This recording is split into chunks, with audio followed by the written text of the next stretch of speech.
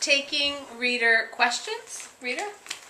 So, what sets your book apart from other young adult novels out there?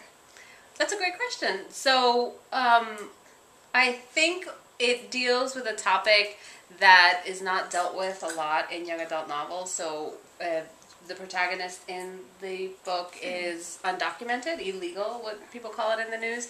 And so, I think books have been written about people who are undocumented, but not necessarily from the experience of the person who's in that position. So I think that makes it fun. Plus, there are a lot of other fun elements to it. There's a car chase, and there's a love story, and so I think it's unique in a lot of ways. So I hope readers will agree. What type of person, like, how would you describe the person that would most be interested in this book? What do you think would they have to go through to really relate with MT, the main character? Yeah. So I struggled with that because I wondered, if you haven't been undocumented or illegal, how are you going to relate to the character, and what are you going to like about the character? And so what I came to is that the book is really about feeling like you don't belong, and so I think a lot of people can relate to that. Even if they haven't been undocumented, they can know what it feels like to feel excluded, or to have a big secret that they're ashamed of, and that they don't want other people in their lives to know. And so I think anyone who has ever felt that way, felt left out, or felt like there were things about their lives that they wanted to share but couldn't, would probably like this book.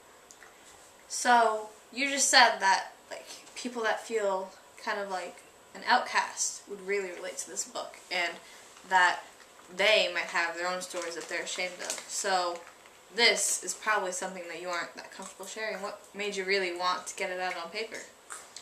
It took me a long time so the book is a novel, so it's a fictional book, but it's based on some experiences that I had as a teenager.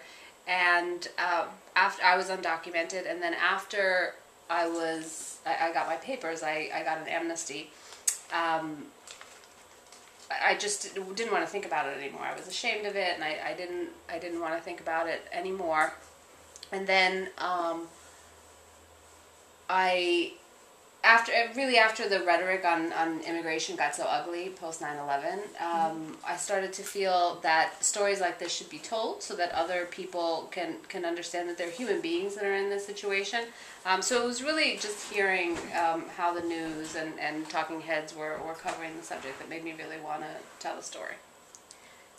Is there really anyone that you would want to read this book? Almost like someone in the government, just to feel like you can change someone's mind? Like, if you could have anyone in the government, anyone high up, to read this book, who would you want to read it?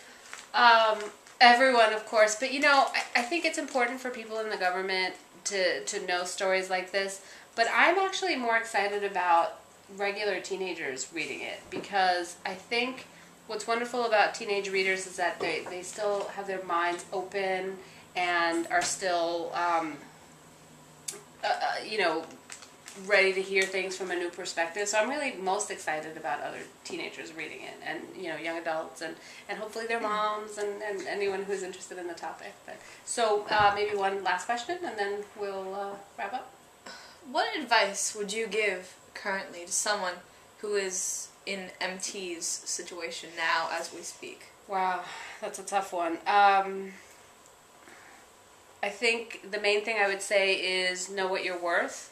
Your situation, your immigration status, and the situation in politics has nothing to do with who you are as a person. And so, this too shall pass. There's a line that I use in the book that's actually a Martin Luther King quote, and it's, "The arc of the moral universe is long, but it bends towards justice," meaning sometimes things are unfair, but eventually the right thing happens. And so I would tell them to remember that eventually the right thing will happen.